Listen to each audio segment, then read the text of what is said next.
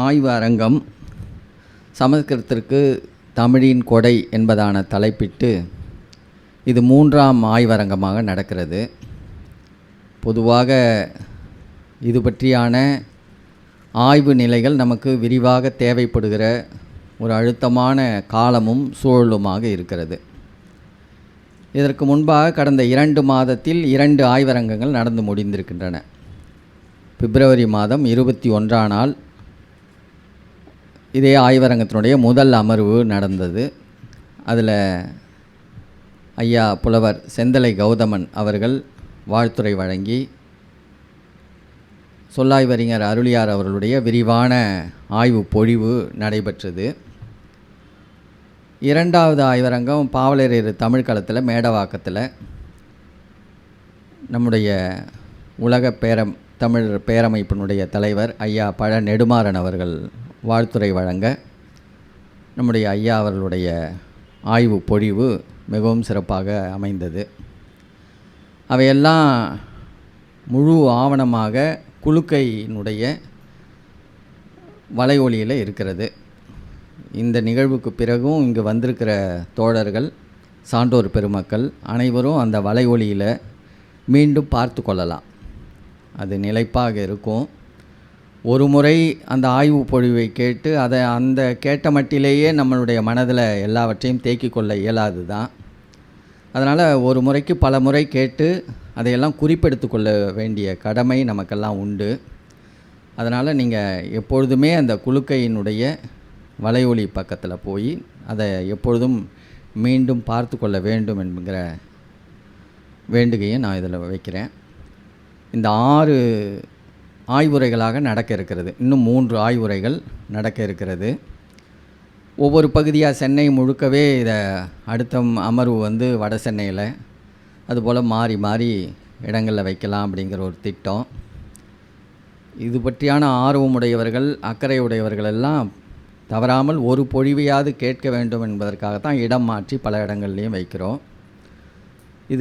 இதனுடைய தேவையை, இதனுடைய முழு ஆய்வுகளையும் பார்த்து கேட்டு அறிகிற பொழுது தான் நமக்கு முழுமையாக தெரியும். எவ்வளோ அளவுக்கு நாம் பின்தங்கி இருக்கிறோம், எவ்வளவு அறியாமையில் மூழ்கி இருக்கிறோம் என்பது பற்றியான செய்திகள்லாம் நமக்கு அப்பொழுது தான் தெரியும். அதனால் இந்த 6 நிலைகளையுமே வலையொலியில் பதிவு செய்து பரப்பல் செய்வதற்காக அதற்கான பொறுப்பேற்று கொண்ட நம்முடைய அன்பு தோழர் குலுக்கையினுடைய வலையொலி நிறுவனருக்கும் நம்முடைய நன்றியை தெரிவித்துக் கொள்கிறோம். வேந்தர் தொலைக்காட்சியின் வழியாகவும் 2 முறையாக அவர்களும் பதிவு செய்கிறார்கள். அவர்களுக்கும் மகிழ்ச்சியும் நன்றியும்.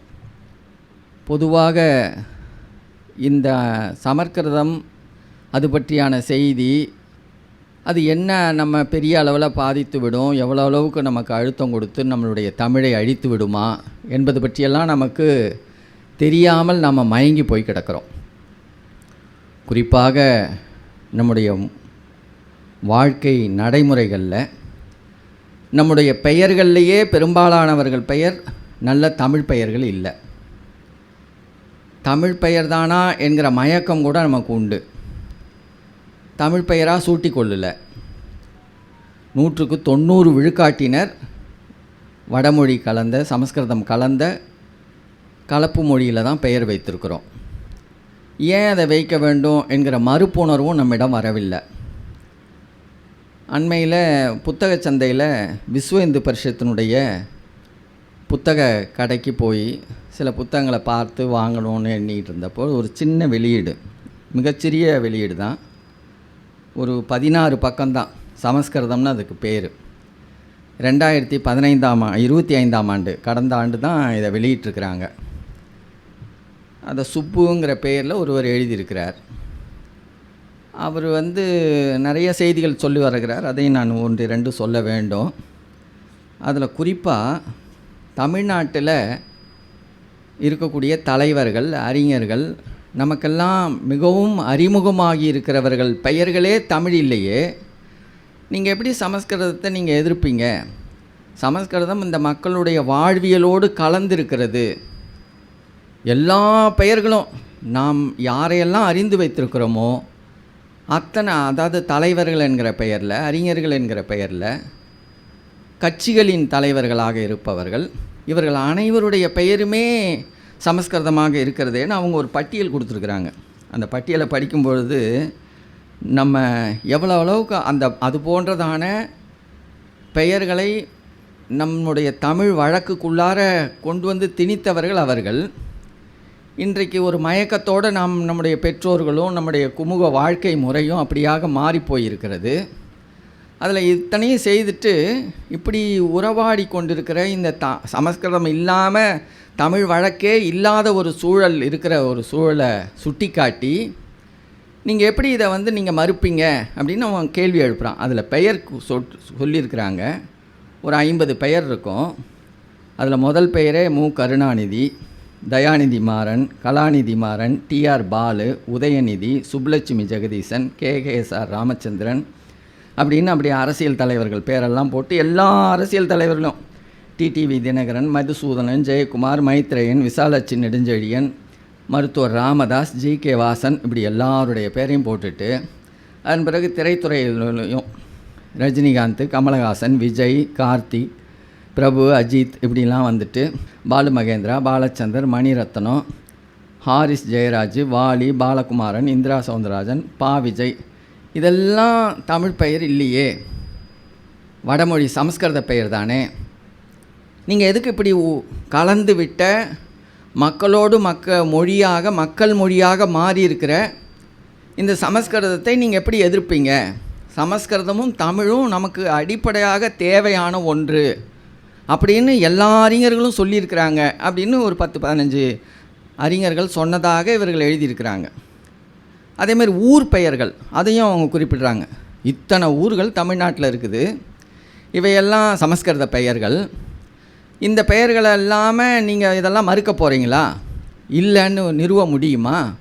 திரிசூலம், மகாபலிபுரம், ஸ்ரீபெரும்புதூர், காஞ்சிபுரம், விருத்தாசலம், சிதம்பரம், வைத்தீஸ்வரன் கோயில், கும்பகோணம், ஜெயங்கொண்டம், கங்கைகொண்ட சோழபுரம், சுவாமிமலை அப்படின்னு அதில் ஒரு 50 பேர். அப்போ எவ்வளோ அளவுக்கு நம்முடைய பெயர்கள், ஊர் பெயர்கள், கடவுளின் பெயர்கள் எல்லாவற்றிலும் சமஸ்கிருதம் மொழியாக ஆளுமை செய்கிறது மட்டுமல்ல, அந்த மொழி வழியாக அரசு வழியாகவும் ஆளுமை செய்கிறது. தமிழிலிருந்து சமஸ்கிருதத்தை பிரிக்க முடியாதபடி அப்படியே நம்முடைய வாழ்க்கையை சிதைத்திருக்கிறது. இந்த சிதைப்பு நமக்கு அரசு ஏற்பட்டு தமிழ்நாடுன்னு ஒரு அரசு உருவாகி 1947க்கு பிறகு அந்த தமிழ்நாடுன்னு பெயர் வைப்பதற்கு எவ்வளோ அரும்பாடுபட்டு அதற்காக போராடி ஒரு மாநிலமாக இன்றைக்கு அடையாளப்படுகிற நிலையில், ஒரு மாநில அரசு என்கிற நிலையில் அதிகாரங்கள் மிகவும் குறைந்த அரசு வைத்து கொண்டிருக்கிற சூழல்லையே இதையெல்லாம் மாற்ற முடியாத நிலை இருக்குதுன்னா, 2000 ஆண்டு காலமாக இந்த சமஸ்கிருத ஆளுமை அதிகாரம் மொழி வழியாகவும் பண்பாட்டு வழியாகவும் அரசு வழியாகவும் நம்முடைய பரவி நம்ம போட்டு அப்படியே நசுக்கி வைத்திருக்கிறான்.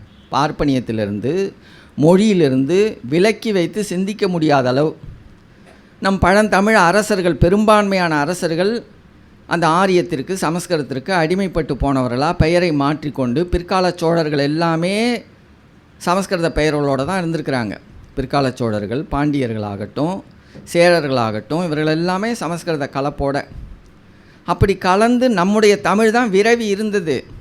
வடவேங்கடம், தென்குமரி, ஆயிடை, தமிழ் கூறும் நல்லுலகமாக இருந்த அந்த பேருலகம் அதற்கு முன்பாக நாவலந்தீவுன்னு சொல்லப்பட்ட இந்திய பெருநிலம் வரைக்குமே பரவி இருந்த அந்த தமிழ் வழக்காற்று நிலப்பகுதி சமஸ்கிருத பிராகிருதத்தினுடைய கலப்பால் கொஞ்சம் கொஞ்சமாக மருவி நமக்கு எப்படி இன்றைக்கு நம்முடைய புழக்கத்தில் நம்முடைய தமிழ் மொழி அல்லாத பிற மொழி நம்மள்கிட்ட கலந்துருக்கிறது நமக்கு தெரியலையோ, அதுபோல் தெலுங்கு பகுதிகளில், ஆந்திராவில் இன்றைக்கு தெலுங்கு பகுதியில் சமஸ்கிருதம் 60 விழுக்காடு கலந்திருக்கிறதாக நம்முடைய ஐயா பாவாணர் அவர் விளக்கியிருக்கிறார். அந்த 60 விழுக்காடு சமஸ்கிருத பெயர்கள், வினை சொற்கள், பெயர் சொற்கள் எல்லாம் இப்படி கலந்துருக்கிறது அவங்களுக்கு தெரியாது. நமக்கு எப்படி நமக்கு உள்ளார இப்போ பழகி கொண்டிருக்கிற தமிழ் வழக்கில் சமஸ்கிருதம் எதுன்னு நமக்கு தெரியாமல் இருக்கிறோமோ, அப்படி அவங்களுக்கு தெலுங்கர்களுக்கு எது சமஸ்கிருதம், எது தமிழ் அல்லது எது அவர்களுடைய குறிப்பிட்ட மொழின்னு தெரியாத நிலையில் அவங்கள்ட்ட கலந்து போய் அது தனி மொழியாக போயிட்டது.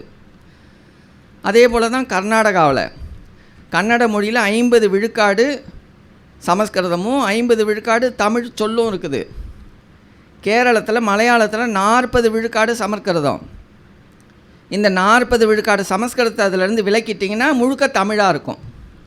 50 விழுக்காடு கன்னட பகுதியில் கன்னட மொழியிலிருந்து 50 விழுக்காடு சமஸ்கிருத சொற்களை எடுத்துட்டோம்னா அது தமிழாக போயிடும். இப்போ சென்னையில் நாஸ்டா துணுட்டியாங்கிறான். அப்போ நாஸ்டாங்கிறத இயல்பாக அவன் கலந்து தான் பேசுகிறோங்கிறதே தெரியாது. என்னப்பா நாஸ்டா சாப்பிட்டியான்னு கொஞ்சம் திருத்தமாக வேணால் சொல்லுவாங்க சிலர். ஆனால் நாஸ்டாங்கிற வழக்கம் இயல்பாகவே சென்னைக்குள்ளார ஒரு புழக்கத்துக்குள்ளார வந்திருக்குது. அது நம்ம தமிழ் தான் போல் இருக்குது அப்படின்னு பலரும் அதை கலந்து பேசிகிட்டு இருக்கிறது போல தான் தெலுங்குலேயும் கன்னடத்துலேயும் மலையாளத்துலேயும் சமஸ்கிருத சொற்களும் பிற பிராகிருதம் பாலி போன்ற குறைவான சொற்களும் கலந்து போய் உறழ்ந்து அந்த மொழியாகவே மாறி போயிட்டது. அவங்களுக்குடைய நீங்கள்லாம் சமஸ்கிருதத்தில் கலந்துருக்குதே, இப்படிலாம் அதெல்லாம் நீக்கிடலாம் தானே அப்படின்னு சொல்லுவதற்கான அரசியல் சூழலும் அங்கே இல்லை. அதை நம்ம பார்க்கணும். ஏன்னா இப்போ நமக்கு தமிழர்களுக்கு சமஸ்கிருதம் கலந்து விட்டதுன்னு எடுத்து சொல்வதற்கு தமிழ் அறிஞர்கள், தமிழினுடைய புலவர்கள், அரசு இவை எல்லாமே முயற்சி செய்கிறோம். அங்கே அப்படியான முயற்சிகள் இல்லை. அதனால் அவங்களுக்கு எது சமஸ்கிருதத்தினுடைய திணிப்பு கலந்துருக்குதுங்கிறது தெரிவிக்கிறபடியான அரசியல் விழிப்புணர்வு இல்லாததுனால அது கலந்து மயங்கி அப்படியே வெவ்வேறு மொழியாக மாறிட்டது. அங்கே ஆட்சி செய்கிறவர்கள் முழுக்க பார்ப்பனிய கருத்தாளர்களாக இருக்கிறாங்க. சமஸ்கிருதத்தை உயர் மொழியாக அடையாளப்படுத்துகிறாங்க. ஒரு குறிப்பிட்ட செய்தி சொன்னால் உங்களுக்கு இன்னும் கூடுதலாக விளங்கும். நமக்கு இங்கு நம்ம உருவாக்கி கொண்டது போல் மொழி வழியான அகராதிகள் உருவாக்குறோம். நமக்கு தொல்காப்பியம் என்கிற ஒரு மிகவும் தொன்மை வாய்ந்த இலக்கண நூல் உண்டு. கிமு 700ஆம் நூற்றாண்டில் அது எழுதப்பட்டதாக பாவாணர் உள்ளிட்டு அறிஞர் பெருமக்கள்லாம் குறிப்பிடுறாங்க. அந்த தொல்காப்பியம் தான் உலக அளவிலேயே முந்திய ஒரு இலக்கண நூலாக அடையாளப்படுகிறது. வேறு எந்த மொழிக்குமே அவ்வளவு பழமை வாய்ந்த இலக்கண நூல் இல்லை. ஆனால் தெலுங்குலேயும் கன்னடத்துலேயும் மலையாளத்துலேயும் இருக்கக்கூடிய இலக்கண நூல்கள் 11ஆம் நூற்றாண்டு, 12ஆம் நூற்றாண்டு, 14ஆம் நூற்றாண்டில் எழுதப்பட்ட இலக்கண நூல்கள் தான்.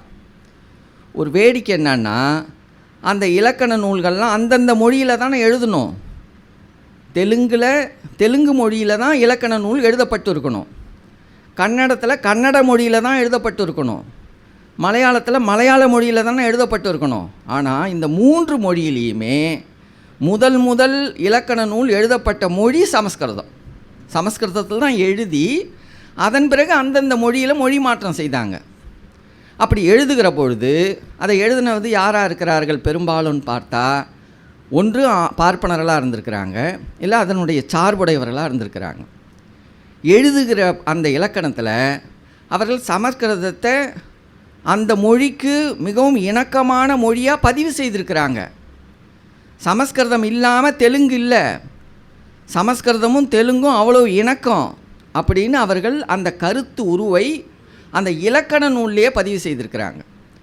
அதனால் தெலுங்கு மக்களோ கன்னடத்து மக்களோ கேரளத்து மக்களோ தமிழிலிருந்து பிரிந்து போன மொழிகளாக, சிதைந்து போன மொழிகளாக நாம் சொல்லி கொண்டு இருக்கலாமே ஒழிய, அவர்கள் கருதுகிறபடி, அவர்கள் அந்த உண்மையை உணர்கிறபடி நாம் அந்த அறிவியலை, அந்த மொழியியல் செய்திகளை நாம் வெளிப்படுத்தலை. நம்ம தான் தாய் இனம், நம்ம மொழி தான் தாய்மொழி. அப்படின்னா இந்த தாய் என்ன பண்ணியிருக்கணும்? செய்திகளை புறந்திருக்கணும்.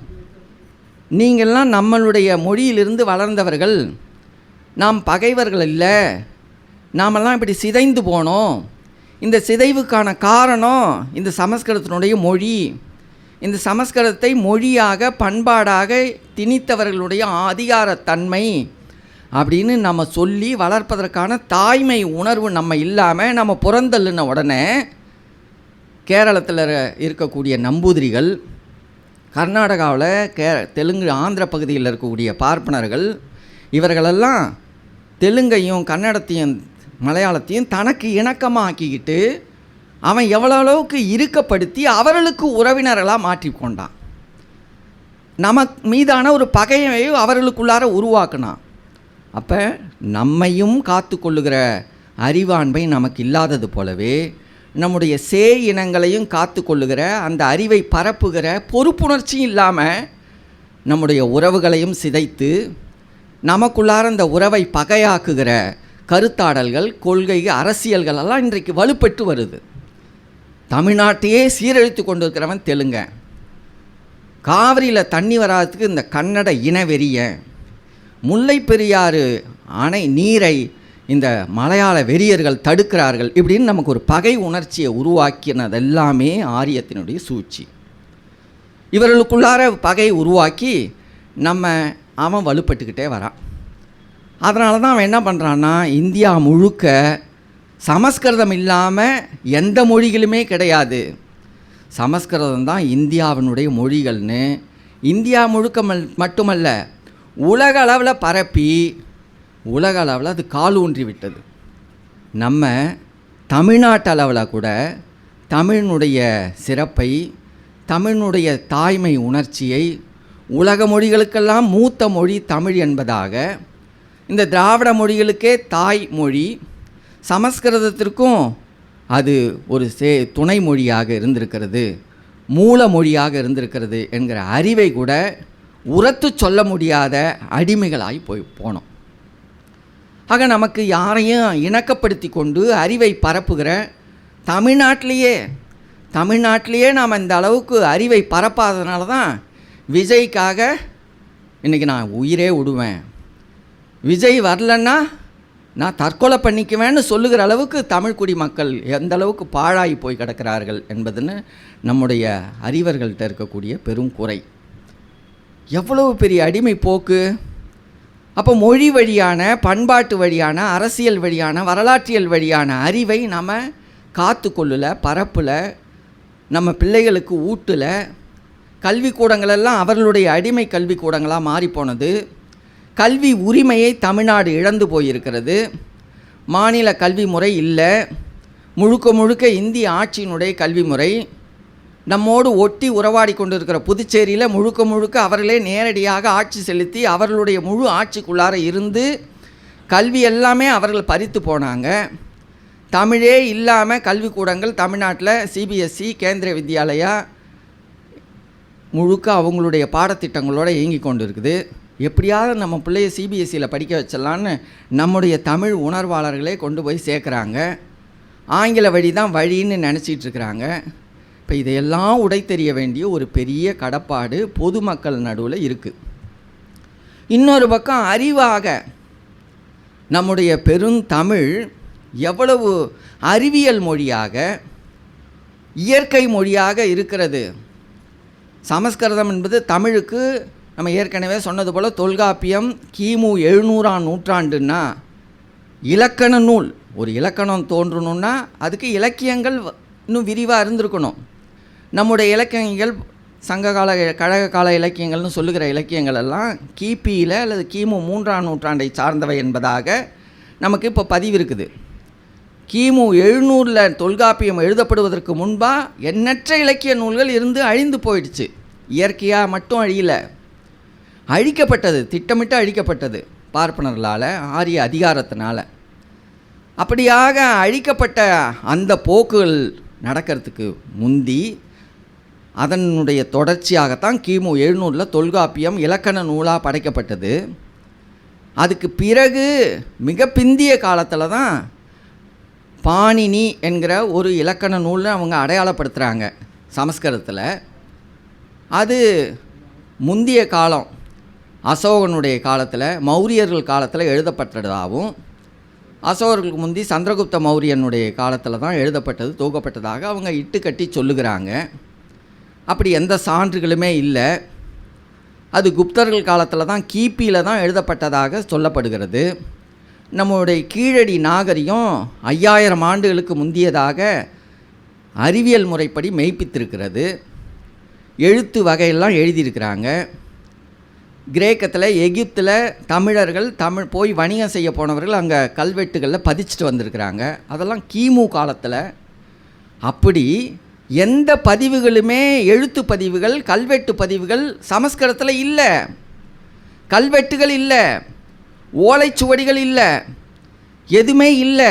இல்லைன்னா நம்ம ஏதோ இட்டுக்கட்டி சொல்லலை, அறிவியலாக இல்லை.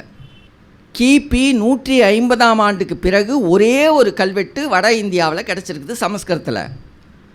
அசோகன் 36 கல்வெட்டில் எழுதி வைத்திருக்கிறான். அவன் எழுதி வைத்ததெல்லாம் பிராகரத்துலேயும் பாலியிலையும் தான். சமஸ்கிருத இலக்கண நூல்னு சொல்லப்படுகிற பாணினி, அஷ்டாத்தியாயி இவையெல்லாம் பிற்காலத்தினது. ஆக சமஸ்கிருதத்திற்கு இலக்கியங்களும் மிக பிற்காலம், இலக்கண நூலும் இல்லை. ஆனால் இட்டு கட்டறான். என்ன, ஒரு அனாதி காலத்தில் தோன்றியதா, தேவ பாஷைன்னு சொல்லதா, தமிழ் நீச்ச பாஷைன்னு இழிவுபடுத்தினதா, இப்படி புறந்தள்ளுகிறான். இப்படியான நிலையில் எவ்வளோ பெரிய இடரை உருவாக்கி இன்றைக்கி இந்தியா முழுக்க ஏறத்தாழ 20 பல்கலைக்கழகங்கள் சமஸ்கிருதத்துக்கு இயங்குகிறது. 8000 கல்லூரிகள் இருக்கிறது. தமிழ்நாட்டில் மட்டும் 55 கல்லூரிகள். புதுச்சேரியில் நடுவண் பல்கலைக்கழகம். சமஸ்கிருதத்தில் 66 பேர் இது வரைக்கும் முனைவர் பட்டம் தேர்ச்சி அடைஞ்சிருக்கிறாங்க புதுச்சேரியிலேருந்து. அப்போ 66 பேர் புதுச்சேரியில் முனைவர் பட்டத்துக்கு ஆய்வு செய்து ஆய்வு அறிக்கையை கொடுக்குற அளவுக்கு சமஸ்கிருதத்தில் புலமை பெறுகிறாங்கன்னு சொன்னால், அந்த 66 பேரும் இந்த 8000 கல்லூரிகளில் படித்தவர்களும் என்ன உணர்வில் இருப்பாங்க நினச்சி பாருங்கள். ஒரு ஆண்டில் குறைந்தது இலக்கக்கணக்கான பேர், நம்ம நினைக்கலாம் வெறும் 20,000 பேர் தான் சமஸ்கிருதத்தை தாய்மொழின்னு, அரசு பதிவு தான் இது, தாய்மொழின்னு பதிவு செய்திருக்கிறார்கள். அதனால் இந்த சமஸ்கிருதம் எப்படி நமக்குள்ளார வந்துடும் அப்படின்ட்டு. தமிழ்நாட்டில் இருக்கக்கூடிய பெரும்பான்மை பல்கலைக்கழகங்களில் தமிழில் முனைவர் பட்டம் செய்வதற்கான வழி இல்லை. ஆனால் சமஸ்கிருதத்தில் செய்ய முடியும். தமிழில் இருக்கக்கூடிய பேராசிரியருக்கு கொடுக்கக்கூடிய சம்பளத்தை விட சமஸ்கிருத பேராசிரியருக்கு அதிகம். தமிழில் இருக்கக்கூடிய தமிழ்துறை தலைவருக்கு, அங்கே தமிழ் படிக்கக்கூடிய மாணவர் ஒரு வகுப்பில் 30 பேர் இருக்கிறாங்கன்னா, தமிழில் முதுகலை, சமஸ்கிருதத்தில் 5 பேர் 6 பேர் கூட இல்லை. ஆனால் அதே இணையான சம்பளம். ஒரு சமஸ்கிருத பிரிவுக்கு ஒரு 5-6 ஆசிரியர்கள் இப்படி போட்டிருக்கான். எவ்வளவு கொடுமை! தூய தமிழில் இதழ் வரல. ஆனால் தமிழ்நாட்டிலேருந்து சமஸ்கிருதத்துக்கு 2 இதழ்கள் வந்துகிட்ருக்குது. புதுச்சேரியிலேருந்து ஒரு இதழ் வருது சமஸ்கிருதத்தில். அரவிந்தர் ஆசிரமம்னு ஒன்று இருக்குது. அந்த ஆசிரமத்து வழியாக புதுச்சேரியில் அரவிந்தர் சமஸ்கிருத ஆய்வு கூட ஒன்று வச்சுருக்கான். ஒவ்வொரு ஆண்டும் மிகப்பெரும் அரிய ஆய்வாளர்களை கூட்டி இந்த கருத்தரங்கன்னா இப்படி வந்து இப்படி கூடி இப்படி ஒரு நிகழ்ச்சியோடு பேசிட்டு போயிட மாட்டாங்க. 3 நாள் 4 நாள் நடக்கும். அதுக்கான மொத்த செலவும் அந்த பல்கலைக்கழகத்தின் வழியாக இந்திய அரசு செய்கிறது. எல்லாருக்கும் இந்த மாதிரி ஏற்கனவே 2வது கூட்டத்தில் கூட நான் சொன்னேன், சன்ஸ்தான்னு ஒரு 6 ஊர்களை தேர்வு செய்து இந்திய அரசு சமஸ்கிருதத்தை பரப்புகிற முயற்சி எடுத்து, அந்த 6 ஊர்கள்லேயும் அந்த 6 ஊரில் 100 பிராமண குடும்பங்களை போய் அமர்த்தம் செய்து, அந்த பிராமணர்கள் சமஸ்கிருதத்தில் தான் ஓதணும், பேசணும், வாழ்க்கை நடைமுறைகள்லாம் அவர்களுக்கான மொத்த வாழ்க்கை செலவையும் இந்திய அரசு தருகிறது. சமஸ்கிருதத்தை வளர்க்குறான். 1000 கோடி. தமிழுக்காக உலக தமிழ் மாநாடுகள் நடத்தப்பட்டது. அது தமிழ்நாடு அரசு நடத்தலை. ஆனால் சமஸ்கிருதத்திற்கென்று உலக சமஸ்கிருத மாநாடுகளை இந்திய அரசு நடத்துகிறது. எல்லா செலவுகளும் இந்திய அரசு. அது நினச்சி அதனுடைய புள்ளி விளக்கங்கள்லாம் நான் ஏராளமாக எடுத்து வச்சுருக்கிறேன். ஆனால் அதை பேசுவதற்கு நேரம் இல்லை. ஐயாவுடைய ஆய்வு தேவை. அவ்வளவு கொடுமைகள் நடத்திட்டு இருக்குது. இந்த புத்தகத்தை அருள் கூர்ந்து எல்லாரும் வாங்க தேவையில்லை. இதை இணையத்திலே எடுக்கலாம். சமஸ்கிருதம்னு போட்டு அதற்கான பரப்பல் முயற்சி இணையத்தில் எடுத்திங்கன்னா இந்த கட்டுரை அப்படியே இணையத்தில் இருக்குது. அவ்வளவு கொடுமையாக என்னென்ன வழித்தடத்தில் அம்பேத்கர் நாடாளுமன்றத்தில் இந்தியாவினுடைய இணைப்பு மொழியாக, தேசிய மொழியாக சமஸ்கிருதம் தான் இருக்க வேண்டும் என்பதாக ஒரு தீர்மானத்தை முன்மொழிந்ததாக இதில் குறிப்பு இருக்குது. பலரும் கூட அப்படி நம்பிட்டு இருக்கிறாங்க. எந்த சான்றுகளும் கிடையாது. இவங்களா இட்டு கட்டுறாங்க. ஜீவானந்தம் அவர்கள் தன்னுடைய பெயரை உயிர் அன்பன்னு பெயர் மாற்றினார். அது பல்வேறு நெருக்கடி கட்சிக்குள்ளார. ஆனால் அதை நிலைப்படுத்திக்கல. அதுக்கு இவங்க ஒரு காரணத்தை இட்டு கட்டுறாங்க. மறைமலடிகளார ஜீவானந்தம் போய் பார்க்க போனதாகவும், அந்த நேரத்தில் இவருக்கு போய் கதவை தட்டுனதாகவும், உடனே மறைமலடிகள் யார் போஸ்ட்மேனா அப்படின்னு கேட்டதாகவும், போஸ்ட்மேன் என்ன மறைமலடிகள் சொல்கிறாரு அப்படின்னு ஜீவானந்த் அவருக்கு அவர் மேலே ஒரு மதிப்பு குறைந்ததாகவும், உள்ளே நீங்கள் என்ன காரணம் கருதி வந்தீர்கள் அப்படின்னு மறைமலடிகளார் கேட்டதாகவும், ஐயா காரணம் என்பது தமிழா அப்படின்னு சொன்னது ஜீவானந்தம் அவர்கிட்ட விளக்கம் கேட்டதாகவும், ஆமான்னு சொல்லி அவருக்கு அதை சரியாக விளக்காததாகவும் சொல்லி, அதனால தான் நான் இந்த உயிர் அன்பன்கிறதையே தூக்கி போட்டுட்டேன், எனக்கு மறைமலடிகள் மேலே ஒரு மதிப்பில்லாமல் போனது அப்படின்னு விளக்கம் எழுதியிருக்கிறாங்க. எல்லாமே இட்டுக்கட்டல்கள், பொய்யும் புரட்டுகளும். இது போல் ஏறத்தாழ ஒரு 20-30 செய்திகள் இதுக்குள்ளார இருக்குது. எவ்வளவு சூழ்ச்சியாக இதை நம்ம இந்த 50 பேருக்குள்ளார உட்காந்து நம்ம பேசுகிறோம், இதை பற்றி விளக்குறோம், அதனுடைய உண்மை நிலை என்னங்கிறத விரிவாக தெரிந்து கொள்ள வேண்டும் என்கிற அக்கறையோடு செய்கிறோம். ஆனால் இது எப்படி மக்கள் செய்தியாக போகும்? ஒரே ஒரு கோயிலில் சமஸ்கிருதத்தை ஓதக்கூடாது, வழிபாடு செய்யக்கூடாது, போராட முடிந்ததா? எத்தனை கட்சிகள், எத்தனை இயக்கங்கள். திராவிடர் கழகம் மிக அடித்தளமான விரிவான இயக்கம். திமுக கட்சிகள், தேர்தல் கட்சிகள் எண்ணற்றவை, இயக்கங்கள் எண்ணற்றவை. ஆனால் கரூரில் மணிமுத்தீஸ்வரர் கோயிலில் தமிழில் தான் வழிபாடு செய்யணும், குடமுழுக்கை செய்யணும்னு அங்கே இருக்கக்கூடிய பேரூர் ஆதீனம் உள்ளிட்டு மிக பெரும் அழுத்தத்தோடு போராடின போது சங்கராச்சாரி அதை மறுத்து குடமுழுக்கு செஞ்சு முடிச்சுட்டு பேரூர் ஆதீனம் போயிட்டார். சங்கராச்சாரி இங்கேருந்து நேராக போய் அந்த கோயிலில் சம்பரோக்ஷண யாகம்னு ஒரு யாகத்தை நடத்தி அந்த கோயில் முழுக்க கழுவிட்டாங்க. ஏன்? தமிழில் செஞ்சதுனால அந்த கோயில் தீட்டுப்பட்டு விட்டதாக சொல்லி இப்போ நடந்தது ஒரு சில ஆண்டுகளுக்கு முன்பு. இந்த ஒரு சில மாதங்களுக்கு முன்பு பட்டீஸ்வரர் கோயில் கோவையில் ஆரியத்துக்கு எதிரான மாதிரியாக நாங்கள் ஆட்சி செய்கிறோன்னு சொல்லுகிற கட்சி ஆட்சி செய்கிற நேரத்தில் பட்டீஸ்வரர் கோயிலில் அதே பேரூர் ஆதீனத்துடைய போராட்டத்தில் மிக பெரும் போராட்டம், தமிழில் தான் குடமுழுக்கு செய்யணும்னு நடத்தலை. இல்லை சமஸ்கிருதத்துலேயும் செய்யலாம், வேணும்னா கொஞ்ச நேரம் வேணால் தமிழில் செய்யலாம். ஏன் நம்ம என்னானோ, தமிழர்கள் என்னானோ, நம்ம பெயர்களையே வச்சுக்கலையே. பாவான ஒரே ஒரு செய்தியை சொல்லி நான் முடிக்கிறேன், நேரம் கருதி இதை மட்டும் சொல்லுகிறேன். எவ்வளோ அளவுக்கு நம்ம அடிமைப்பட்டு போயிருக்கிறோன்னு பாருங்கள். மொழியியல் அறிஞராக பாவாணர், மொழி ஞாயிறுன்னு பேர், தன்னுடைய வாழ்க்கையெல்லாம் இந்த மொழியியல் ஆய்வுக்காகவே அவர் குவித்து வைத்திருந்தார். மொழியியல் ஆய்வுக்காக அவர் தன்னுடைய வாழ்க்கையெல்லாம் செய்து அரும்பாடுபட்டு ஏறத்தாழ 30-40 நூல்களுக்கு மேலே எழுதியிருக்கிறார். அவர் அந்த 40 நூல்களுக்கு மேலே எழுதி அதற்கான பதிவுகளை பெற்று அவர் நூல்களை அச்சிடுவதற்கான வழி இல்லாமல் திருப்பனந்தாள் மடத்தில் போய் அடிகளார்கிட்ட, ஐயா இந்த நூலை வெளியிடணும் அப்படின்னு கேட்டு, சரி குரு பூசை நாளில் வாங்க அப்படின்னு அவரை வர சொல்லி அந்த திருப்பனந்தாள் மடாதிபதி அவரை வர சொல்கிறார். பாவாணரும் போயிருக்கிறார். போயிருந்த நேரம் ஊவேசா வருகிறார். ஊவேசாவை நல்லா பாவாணருக்கு தெரியும்.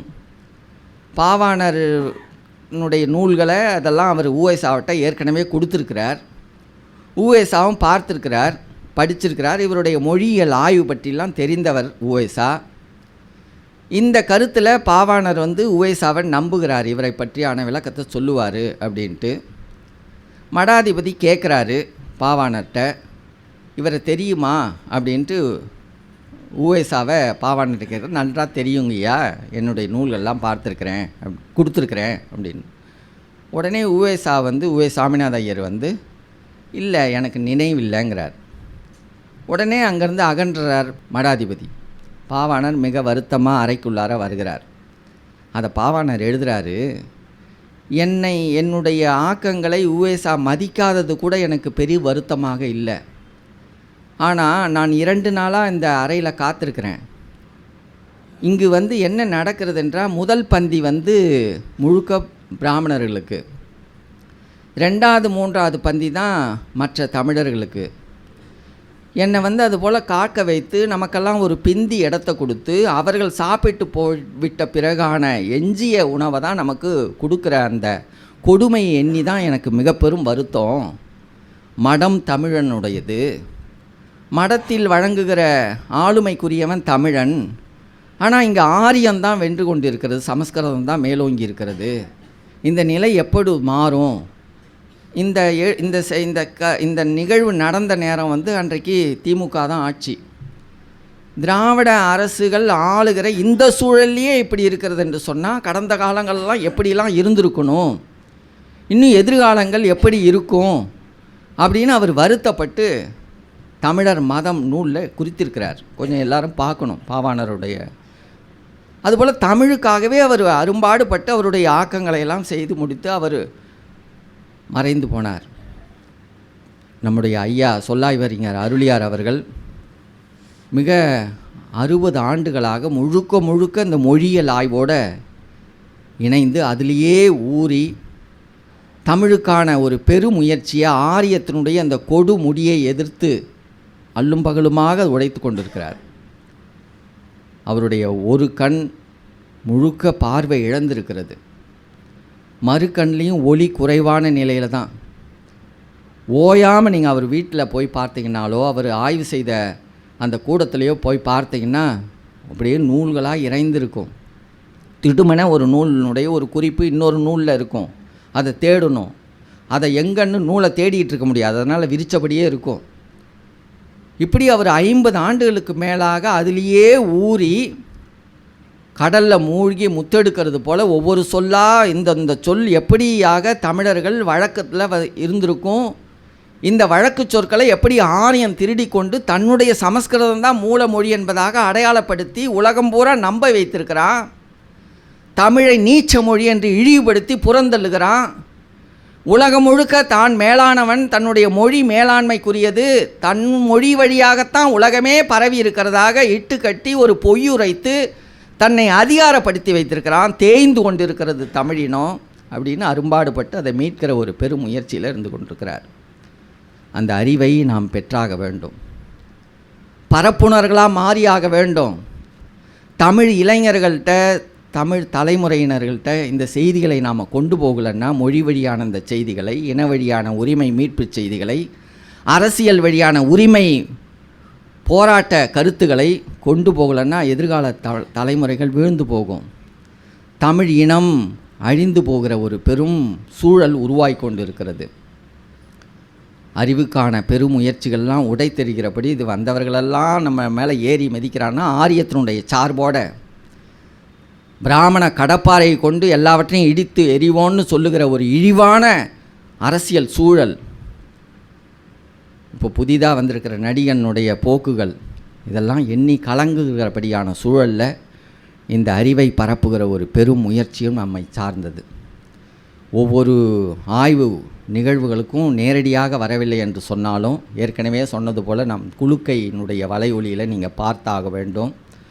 ஒவ்வொரு நிகழ்வுக்கும் ஒரு வாழ்த்துறைக்கு ஒருவரை நாம் அழைக்கிற பேராண்மைக்குரிய அறிவாளர்கள் எல்லாருமே அதை ஒட்டி அந்த கருத்துக்களை வெளிக்கொண்டு போக வேண்டும்.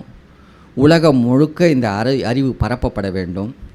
நம்முடைய தோழர் தியாக அவர்களுடைய பெருமுயற்சி பற்றிலாம் உங்களுக்கு தெரியும். இந்த ஊர்லேயே நான் அவரை பற்றி வந்து சொல்ல வேண்டிய தேவையில்லை. முழுக்க மார்க்சியத்தினுடைய அடிப்படையான கேபிட்டலினுடைய இதை மொழிபெயர்த்து தந்தவர், ஆங்கில புலமை விரிவாக பெற்றவர், தன்னுடைய இப்பொழுதைய அண்மை கால பல ஆண்டுகளாக அவருடைய படைப்புகளை எல்லாம் தூய தமிழையே பதிப்புகிறபடியான அவருடைய எழுத்தாற்றலை வலிமைப்படுத்தி இருக்கிறார். அந்த வகையிலே இந்த நிகழ்வுக்கு வாழ்த்துரை வழங்குவதற்கு மிகவும் பொருத்தமான ஒரு பேராண்மை அறிவுக்குரியவராக அவர் இருக்கிறார் என்கிற வகையிலே இந்த நிகழ்ச்சிக்கு பங்கு கொண்ட அனைவரும் இந்த நம்முடைய கடமையை மேற்போட்டு கொண்டு செய்ய வேண்டும் என்று கூறி விடைபெறுகிறேன். நன்றி, வணக்கம். உன் கடவுளை விட, உன் சாஸ்திரத்தை விட, உன் முன்னோரை விட, உன் வெங்காயம் விளக்கமாத்தை விட உன் அறிவு பெருசு, அதை சிந்தி.